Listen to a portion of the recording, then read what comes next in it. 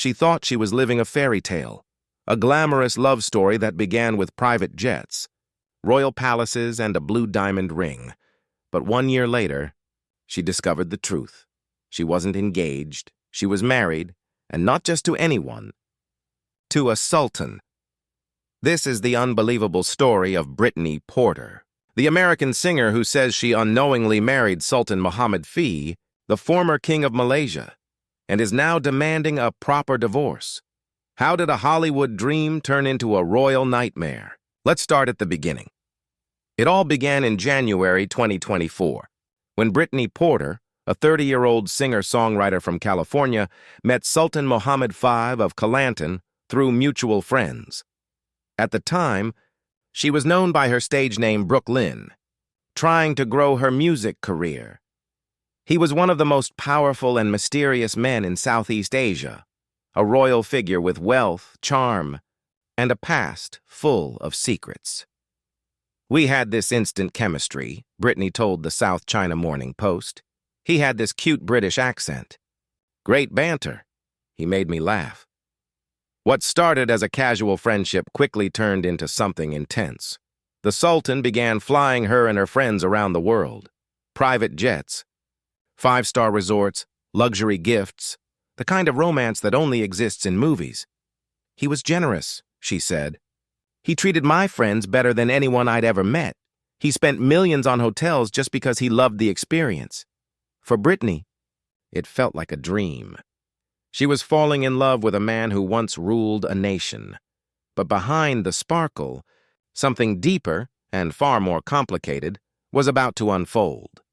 In April of that year, the Sultan invited her on a luxury trip to Oman.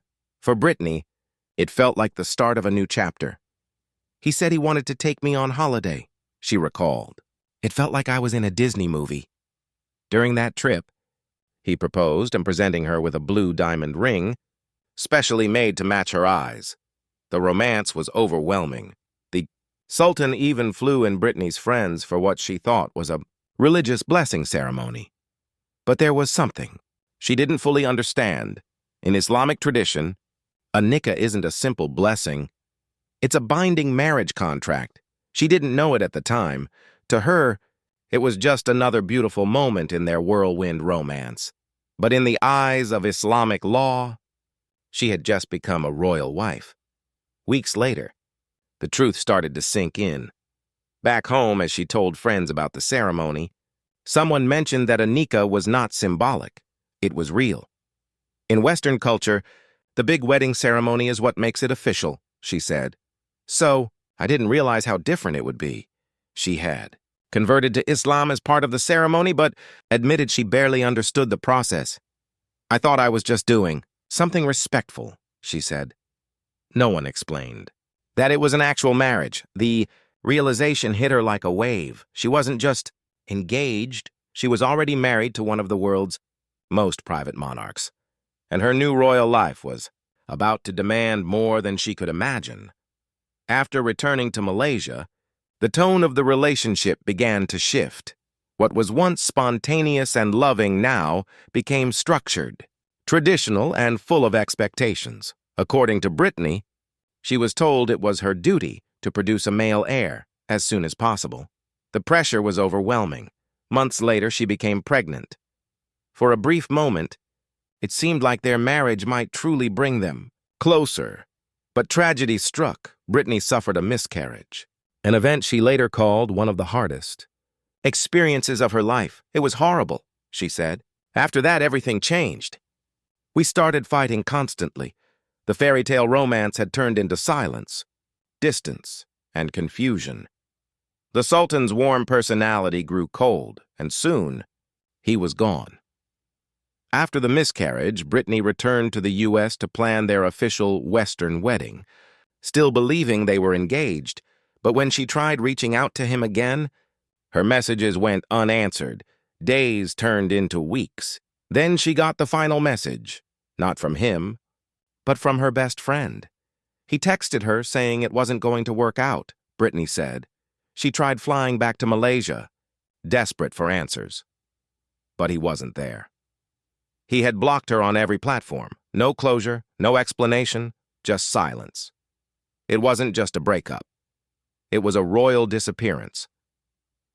Months later, Brittany realized something chilling. Under Islamic law, her nikah was still valid. She wrote online, "In the eyes of Allah, I am still his wife." To the Western world, it looked like a breakup, but spiritually and legally, in Malaysia, she was still married. Now, she's demanding a proper divorce.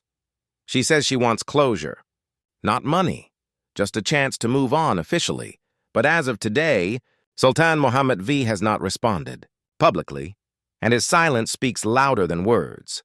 This isn't the first time Sultan Muhammad V's love life has made headlines. He's been married 3 times. Before, his first wife, Tengku Zubaydah, from 2004 to 2008, his second, Sultana Nur Diana Petra, in 2010, and his most famous, Russian beauty queen Oksana Voivodina, crowned Miss Moscow, whom he married in 2018. Their marriage ended less than a year later. Shortly after she gave birth to their son, each relationship followed a similar pattern, a fast, glamorous beginning, followed by sudden separation, and Brittany's story now seems to fit that same pattern. She told the Daily Mail, "I feel like I fell for his trap. This is his thing. He sweeps you off your feet and then disappears. Was it manipulation, cultural misunderstanding, or something deeper? No one knows for sure, but it's clear that Brittany's story isn't just about heartbreak. It's about power."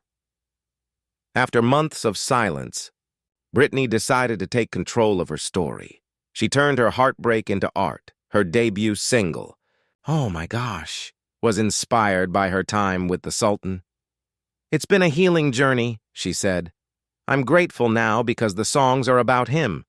The music video features imagery of palaces, jewels and cages, metaphors for love that looked like freedom but felt like control. Fans flooded her comments with support, calling her story heartbreaking but empowering. She began using her platform to talk about cross-cultural relationships and the importance of understanding before commitment. Brittany had lost her prince, but she found her voice even now. Her legal status remains unclear. In Malaysia, there's no public record of a divorce. Under Western law, it's uncertain if her marriage is even recognized.